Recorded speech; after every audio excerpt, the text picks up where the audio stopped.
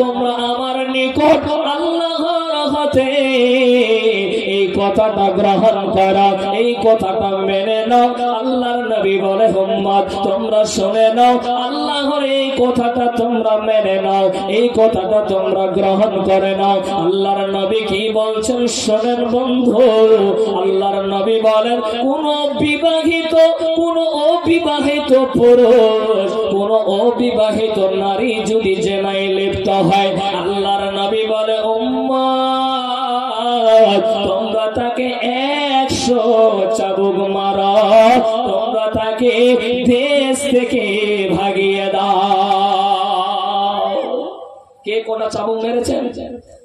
জি আল্লাহর নবী বলছেন উম্মত যদি অবিবাহিত পুরুষ অবিবাহিত নারী যদি জেনায় লিপ্ত হয়, ব্যভিচারে লিপ্ত হয়, তাহলে তাকে 100 কোয়া মারতে হবে আর তাকে বাড়ি থেকে বের করে দিতে হবে।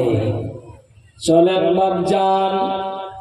তারপরে আল্লাহর নবী বলছেন বিবাহিত পুরুষ বিবাহিত নারী যদি জিনা করে, আল্লাহর নবী বলছেন মিয়াতি ওয়ার রাজম, তাকে কোড়া মারতে হবে, তাকে রজম করতে হবে। এর বন্ধু আজকে তো রজম করা হয় না। আল্লাহর নবী বলছেন কোন যদি বিবাহিত পুরুষ বিবাহিত নারী জিনায় লিপ্ত হয়, জিনা করে রে, তাকে রজম করতে হবে। কি করতে হবে চাচা বলেন? কি করতে হবে? রজম করতে হবে।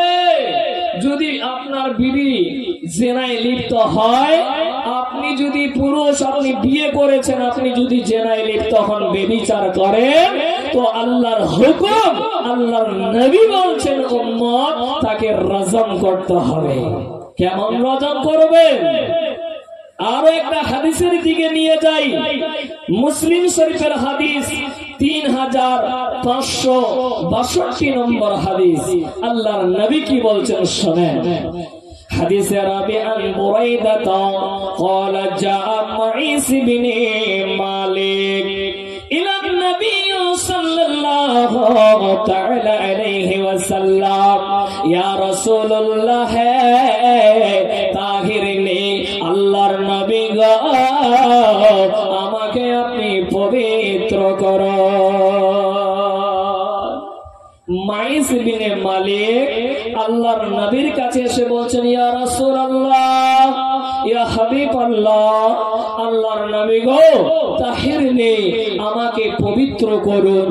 আল্লাহর নবী বলছেন আখির চলে যাও, ইরজি ফাস্তাগফিরুল্লাহ ওয়া তুবু ইলাইহি, তুমি যাও আল্লাহর কাছে ক্ষমা চাও। লোকটা চলে গেলেন। কিছুটা দূর গিয়ে লোকটা চিন্তা করছেন আমি আবার চলে যাব। লোকটা ফিরে এসে আল্লাহর নবীকে আবার বলছেন ইয়া রাসূলুল্লাহ ইয়া হাবিবাল্লাহ, আল্লাহর নবী গো আমাকে পবিত্র করুন। এইভাবে লোকটা যখন বারবার জিজ্ঞাসা করছে, 4 বার হয়ে গেল, তখন আল্লাহর নবী সাহাবীদেরকে জিজ্ঞাসা করছেন হে সাহাবারা, লোকটা কি পাগল যে বারবার জিজ্ঞাসা করছে?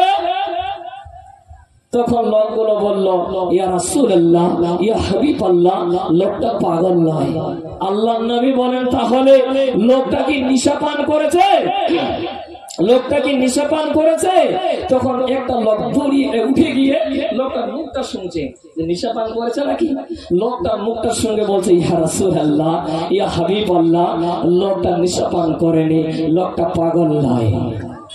আল্লাহর নবী বলছেন হে মাইস বিনে মালিক, তাহলে তুমি বলো রে তোমাকে কিসের জন্য আমি পবিত্র করব? তোমাকে কিসের জন্য পবিত্র করব তুমি বলো। তখন লোকটা বলে ইয়া রাসূলুল্লাহ ইয়া হাবিবাল্লাহ, আমি বিবাহিত পুরুষ, আমার আমার ছেলে আছে, আমার মেয়ে আছে, ইয়া রাসূলুল্লাহ আমি জিনা করেছি গো, ইয়া রাসূলুল্লাহ আমাকে আপনি পবিত্র করেন। আল্লাহর নবী কথা শুনলেন, তখন আল্লাহর নবী মাইস বিন মালিককে বলেন, হে মাইস বিন মালিক রে, তুমি কি সত্যি বলছো? বলে জি ইয়া রাসূলুল্লাহ, আমি সত্যি করে বলছি, আমি জিনায় লিপ্ত হয়েছি, ব্যভিচার করেছি। আল্লাহর নবী আপনি আমাকে পবিত্র করেন। মারে বেটি রে, ওই মাইস বিন মালিক আল্লাহর নবী নির্দেশ দিলেন, একটা গর্ত করা হলো, ওই গর্ততে মাইস বিন মালিককে ওই গর্ততে দেওয়ার পর কোমর অবধি যেন মাটি দিয়ে পুঁতে দিলেন, দিয়ে লোকেরা ওই মাইস বিন মালিককে পাথর